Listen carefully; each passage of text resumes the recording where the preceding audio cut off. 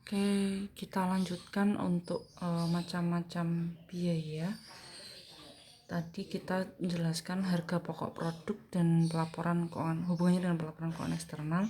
Jadi salah satu tujuan utama sistem manajemen biaya adalah perhitungan harga pokok produk untuk pelaporan keuangan eksternal.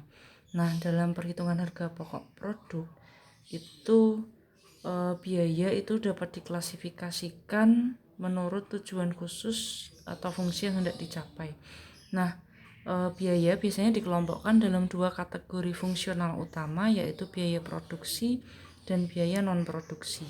Biaya produksi adalah biaya yang berkaitan dengan pembuatan barang dan penyediaan jasa. Biaya non-produksi adalah biaya yang berkaitan dengan fungsi desain, pengembangan, pemasaran, distribusi, layanan pelanggan, dan administrasi umum. Nah, biaya produksi sendiri dibagi menjadi yang pertama bahan langsung atau bahan baku. Bahan langsung adalah bahan yang dapat ditelusuri secara langsung pada barang atau jasa yang sedang diproduksi. Biaya bahan ini dapat langsung dibebankan pada produk karena pengamatan secara fisik dapat digunakan untuk mengukur kuantitas yang dikonsumsi setiap produk. Contohnya,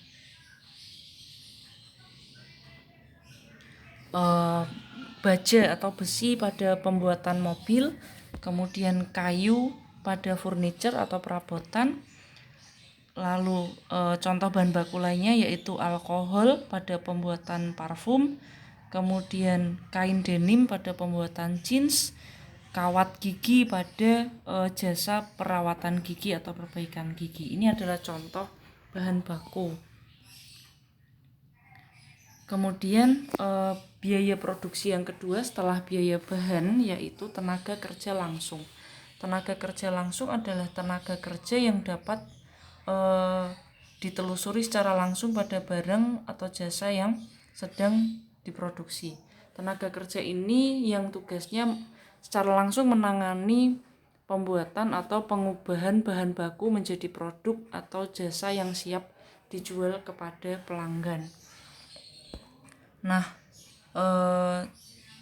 contohnya adalah tukang jahit pada pabrik garment, lalu chef pada restoran, kemudian perawat bedah yang ikut serta dalam operasi jantung, kemudian pilot penerbangan. Ini adalah contoh tenaga kerja langsung atau tenaga kerja yang menangani langsung proses produksi.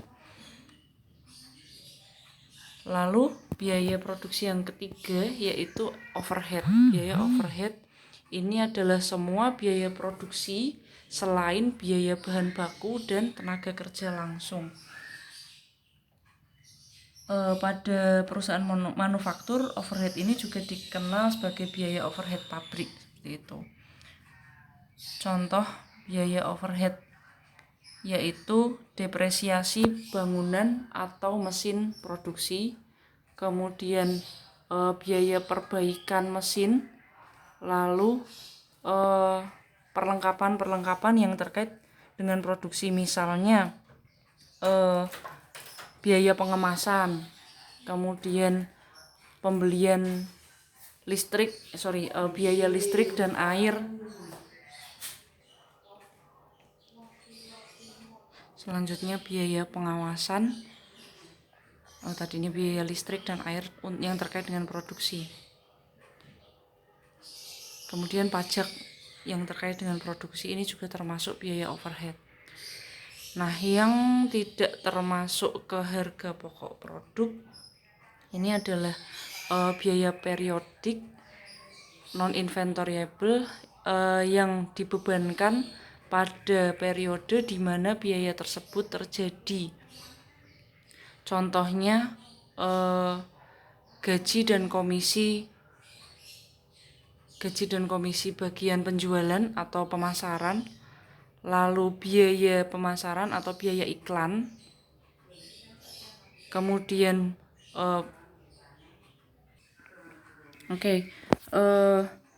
biaya yang tidak termasuk ke harga pokok produk ini biasanya disebut juga dengan biaya administrasi dan penjualan. Seperti itu. Contoh administrasi dan pemasaran atau penjualan.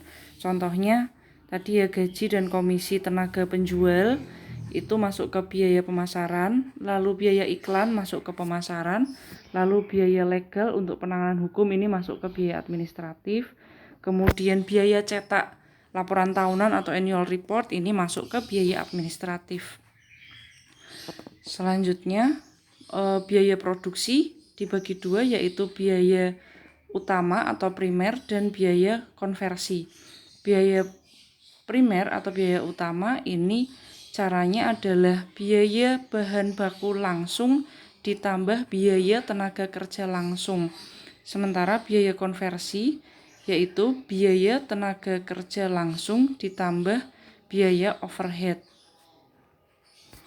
Oke, ini adalah tampilan dari laporan laba rugi perusahaan manufaktur. Diawali dengan penjualan.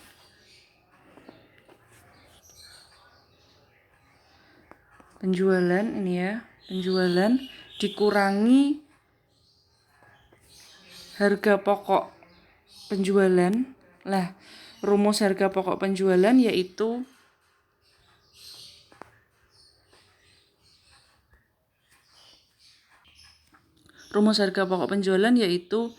persediaan barang jadi awal, ini ya, persediaan barang jadi awal ditambah harga pokok produksi, ini ya, harga pokok produksi, kemudian jadi barang yang tersedia untuk dijual, ini barang tersedia untuk dijual, kemudian dikurangi persediaan barang jadi akhir yang ini, lalu ketemulah laba kotor atau margin bruto, kemudian dikurangi dengan beban operasi. Nah, beban operasi yang tadi, beban penjualan dan beban administrasi, lalu ketemulah laba sebelum pajak.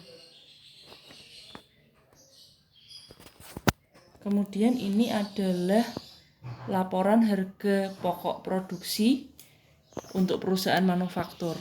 Laporan harga pokok produksi caranya pertama kita cari biaya bahan baku langsung. Biaya bahan baku langsung rumusnya persediaan bahan baku awal ditambah pembelian bahan baku, itu ketemu persediaan bahan baku tersedia untuk diproses, lalu dikurangi persediaan bahan baku akhir, ketemulah biaya bahan baku. Biaya bahan baku kemudian ditambah dengan biaya tenaga kerja langsung, lalu ditambah dengan semua biaya overhead pabrik. Misalnya di sini terdiri dari biaya tenaga kerja tidak langsung, contohnya gaji mandor, gaji supervisor, lalu biaya depresiasi mesin produksi, biaya sewa mesin, kemudian utility itu listrik dan air produksi, kemudian pajak bangunan, kemudian biaya perbaikan. Nah, setelah ditambahkan yaitu biaya bahan baku langsung, biaya tenaga kerja langsung, dan total biaya overhead pabrik, ketemulah harga pokok produksi. Ketemulah biaya produksi, total biaya produksi. Nah, total biaya produksi selanjutnya ditambah dengan persediaan barang dalam proses awal, ini ya, ketemulah total biaya produksi. Kalau tadi total biaya produksi tambahan, ini ya, total biaya produksi tambahan ditambah persediaan barang dalam proses awal, ketemu total biaya produksi, kemudian dikurangi dengan persediaan barang dalam proses akhir, ketemulah harga pokok produksi. Nah, ini jadi tadi kita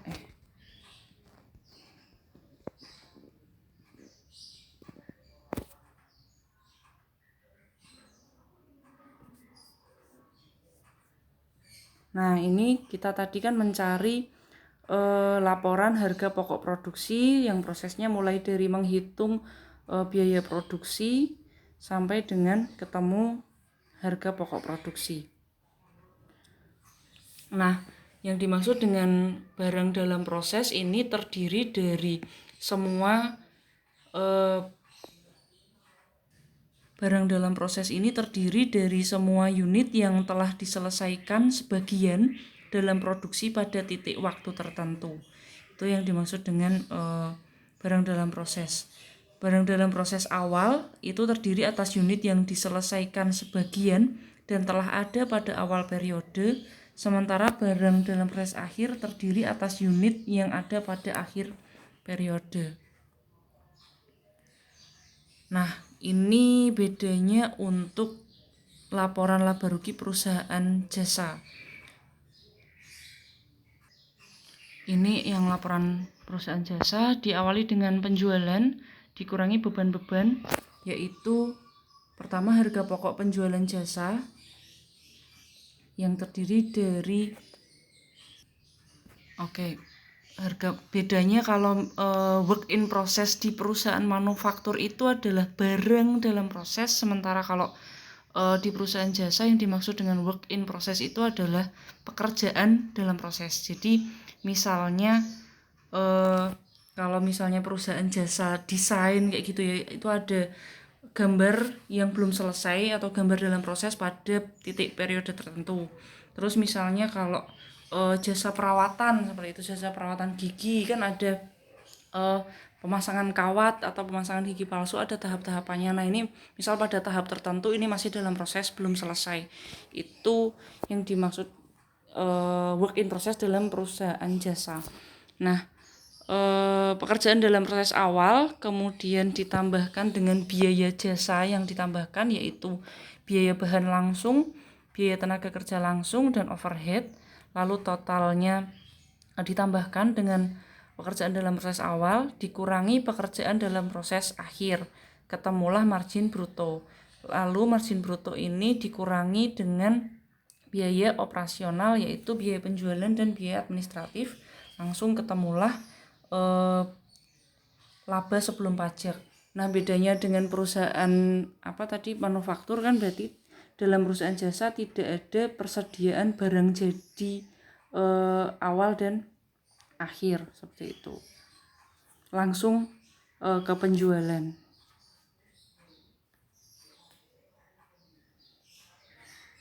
Nah, ini perbedaan sistem manajemen biaya berdasarkan fungsi dan berdasarkan aktivitas. Kalau sistem manajemen biaya berdasarkan fungsi, itu penggeraknya adalah berdasarkan unit, sementara kalau berdasarkan aktivitas itu penggeraknya berdasarkan unit dan non-unit. Kemudian untuk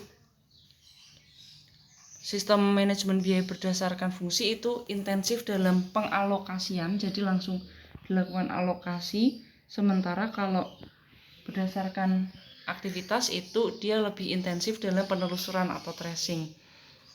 Kemudian manajemen berdasarkan fungsi atau FBM itu perhitungan harga pokok produknya itu lebih sempit dan kaku, sementara kalau by activity itu lebih luas dan fleksibel. Kemudian by function itu berfokus pada pengelolaan biaya, sementara by activity fokusnya adalah pada aktivitasnya. Kalau by function itu informasi aktivitasnya sedikit, kalau by activity informasi aktivitasnya lebih terperinci. Kemudian kalau by function itu memaksimalkan kinerja unit individual, sementara by activity itu memaksimalkan kinerja seluruh sistem. Lalu yang by function itu penggunaan ukuran keuangan untuk kinerja, kalau by activity menggunakan ukuran keuangan dan non-keuangan untuk pengukuran kinerja. Perilaku biaya dan model penggunaan sumber daya.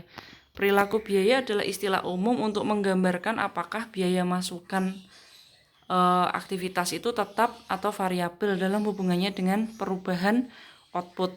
Jadi artinya apakah input aktivitas itu dia tetap atau berubah kaitannya dengan perubahan output.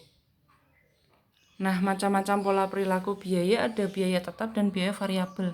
Biaya tetap sendiri ada committed fixed cost dan discretionary fixed cost. Kalau biaya variabel ada engineered variable cost dan discretionary variable cost. Fixed cost ini biaya yang tidak berubah secara total walaupun ada perubahan aktivitas perusahaan baik meningkat atau menurun. Biaya tetap dipengaruhi oleh kondisi jangka panjang, teknologi, dan strategi manajemen. Contohnya biaya gaji. Gaji ini tentunya untuk pegawai yang tetap ya. Jadi berapapun jumlah produksinya maka gajinya akan tetap. Biaya sewa gedung, depresiasi, pemeliharaan, biaya telepon, iklan, asuransi ini juga tetap. Committed fixed cost ini biaya yang timbul dari kepemilikan pabrik, peralatan atau equipment dan pokok organisasi. Perilaku biaya ini merupakan semua biaya yang tetap dikeluarkan yang tidak dapat dikurangi guna mempertahankan kemampuan perusahaan di dalam memenuhi tujuan jangka panjangnya. Oke, jadi fixed cost ini tadi induknya. Nah, fixed cost ini kan tadi dibagi menjadi committed dan discretionary. Committed ini contohnya depresiasi, PBB, biaya sewa, asuransi, gaji pegawai tadi, pegawai tetap. Jadi intinya dia tidak akan berubah, tidak dapat dikurangi. Untuk apa? Untuk mempertahankan kemampuan perusahaan dalam memenuhi tujuan jangka panjangnya. Selanjutnya bentuk fixed cost yang satunya adalah discretionary. Ini biaya yang timbul dari keputusan penyediaan anggaran secara berkala yang mencerminkan kebijaksanaan manajemen puncak mengenai jumlah maksimum yang diizinkan dikeluarkan. Biaya yang tidak dapat menggambarkan hubungan yang optimal antara input dan output. Nah, discretionary fixed cost ini tidak ada hubungan dengan volume kegiatan. Artinya biayanya tetap. Misalnya riset dan pengembangan sudah ditetapkan segitu, biaya promosi juga misalnya sudah ditetapkan 10 juta, program latihan karyawan juga sudah ditetapkan 100 juta. Tapi kita tidak bisa menentukan apakah 100 juta itu outputnya akan 100 juta juga, karena misalnya dengan kita berpromosi habis uang 100 juta, apakah kemudian biaya produk kita akan laku 100 juta juga kan juga belum tentu. Nah, itu artinya maksudnya discretionary fixed cost. Biayanya sudah ditetapkan namun outputnya belum pasti, seperti itu. Lalu variable cost ini biaya yang jumlah totalnya sebanding dengan perubahan volume kegiatan. Ada dua, yaitu engineered dan discretionary. Engineered variable cost, biaya variabel yang sudah diprogramkan atau memiliki hubungan fisik tertentu dengan ukuran kegiatan tertentu. Contohnya biaya bahan baku dan tenaga kerja langsung. Maksudnya setiap pertambahan satu output produksi itu membutuhkan penambahan pula satu biaya bahan baku, seperti itu. Jadi berubah-ubah. Lalu discretionary variable cost, biaya variabel yang tingkat variabilitasnya dipengaruhi oleh kebijakan manajemen. Contohnya biaya iklan ditetapkan 2% dari hasil penjualan, yang artinya berubah sebanding dengan perubahan volume penjualan. Oke.